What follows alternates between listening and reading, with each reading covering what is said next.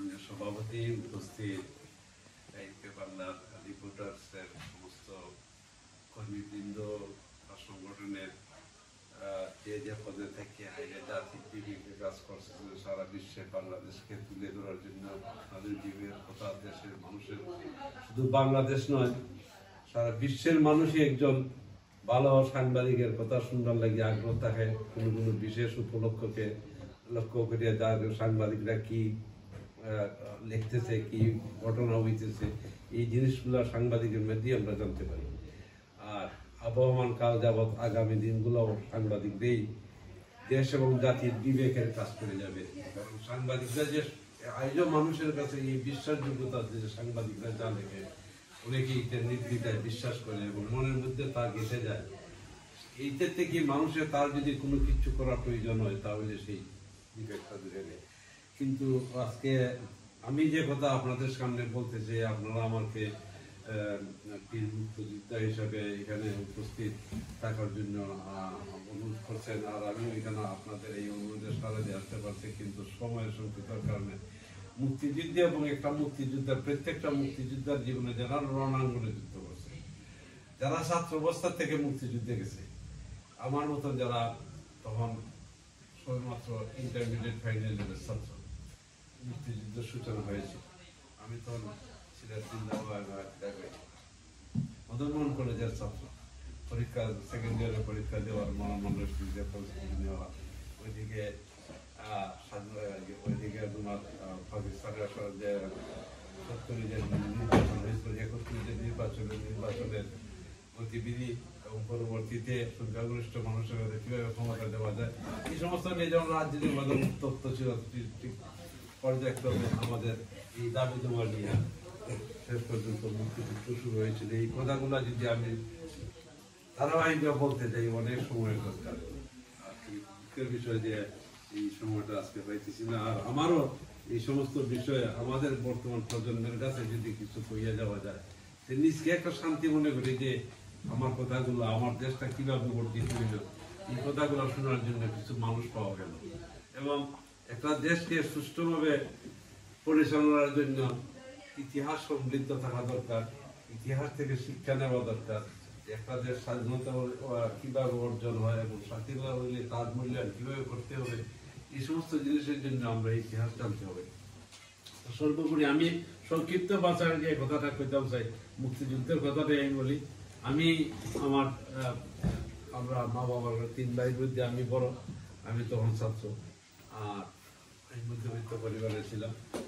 সিলেটে থেকে যখন আমি লেখাপড়া চালিয়ে চেষ্টা করছিলাম, ঠিক সেই মুক্তিযুদ্ধের ডাক আসলো, ওইখান থেকে ছাত্র নদী দিয়ে নদীকে থাকা অবস্থায় আমি বাড়িতে আসলাম। এটা অনেক লম্বা কথা।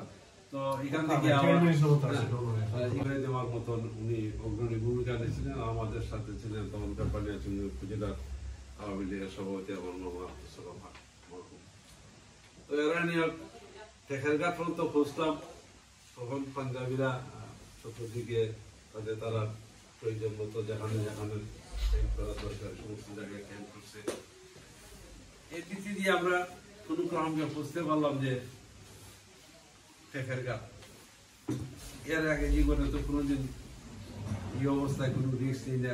একটা অজানা উদ্দেশ্যের মধ্যে কিভাবে যেতে হবে, কি করতে হবে না করতে হবে, এই সম্বন্ধে কোনো ধারণা ছিল না আমাদের।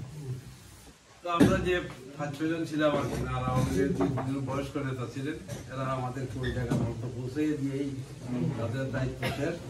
আমরা কি করতে পারি, তখন তদানীন্তন সিলেটের ডিসি আপনার মাহিরপুর থানা উপজেলার যে থানা এমপি ছিলেন তখন 1971 সালের যে নির্বাচনের এমপি উনি তারা করে ইন্টারভিউ, মুক্তিযুদ্ধ গেছি আবার ইন্টারভিউ, মুক্তিযুদ্ধে বস্ত্র হাতে বস্ত্র দেওয়া, আপনারা আমার ইন্টারভিউ নিতে কিনা আপনি বুঝেন না আমরা কি অবস্থায় ইন্টারভিউ যদি ফেল করে আমরা যাইব কই।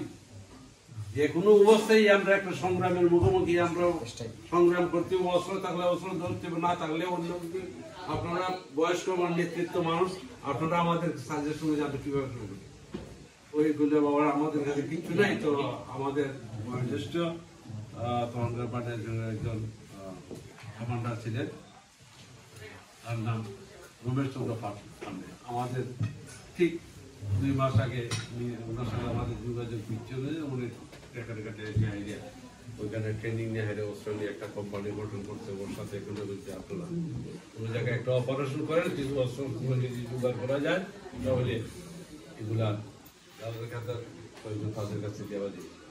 আমরা এই উদ্দেশ্য নিয়ে তারা নিয়ে আমরা অপারেশনে বানিয়েছি। প্রথম আজমিরিগঞ্জতে গেছি, আজমিরিগঞ্জতে কিছু তিনটে রাইফেল কালেকশন করা শুরু করেছে। শরীর যারা আছিল মুসলিমদের আতঙ্কে এরা বাগিয়ে খোলাই গেছে। পরবর্তীতে বানিয়াসিং যাওয়ার কথা আছে, বানিয়াসিং বৃহৎ গ্রাম। বানিয়াসিংয়ের যে তখন বর্তমানেও যে এই গ্রাম থেকে ঢুকলে 12 নিয়ে বড় মুশকিল, এই সমস্ত চিন্তা করে আমরা দিরাইতে আসলাম। দিরাইতে এই একদিন থাকলাম, ওইখানে পাঞ্জাবিরা আক্রমণ করলো। তারপরে এখান থেকে আবার টেকারঘাট গেলাম। টেকার থেকে টেকারঘাটে গিয়ে সুরঞ্জি সেন দাদাকে পাইলাম।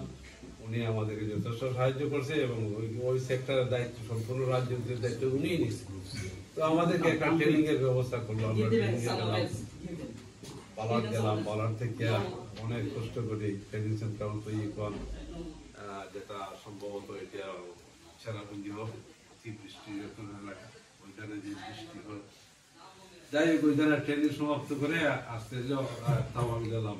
তামাবিল্লা একটা তখন সবের মাত্র আমাদের চেকপোস্টটা আমাদের ভারতীয় মিত্র বাহিনী সহযোগিতায় ভারতীয় যে চেকপোস্টটা ছিল তামাবিলের চেকপোস্টটা সবে মাত্র মুক্ত করে এবং পাঞ্জাবের এদিক ওদিক পালাইয়া যাওয়ার চেষ্টা করতেছে, কিন্তু ওই ক্যাম্পে যাচ্ছিল কিন্তু পালাই যেতে পারেনি। পরবর্তীতে তো আমরা অস্ত্র নিলাম, যুদ্ধ করলাম। সবচেয়ে বৃহৎ যুদ্ধ যেটা সংগঠিত হয়েছিল শরীরখানে জাফলং গার্ডেনে আমরা ঢুকলাম। যে অবস্থা, যে পরিস্থিতি দিয়ে এগুলো আমার হওয়া একান্ত দরকার আছে। এই কোম্পানির কোম্পানির দায়িত্বে ছিলেন তখনকার মেজর সুবেদার মেজর যেন প্রয়াত সম্ভবত উনি নাই, গুলাম হোসেন খিরা বাড়ি ছিলেন যশোর। আর একজন লেফটেন্যান্ট পর্যায়ে কাজ করতেন আমাদের মতিউর রহমান। এদের সঙ্গে ওই যুদ্ধের পরে আর দ্বিতীয়বার কোনো সুযোগ হয়নি দেখা করার।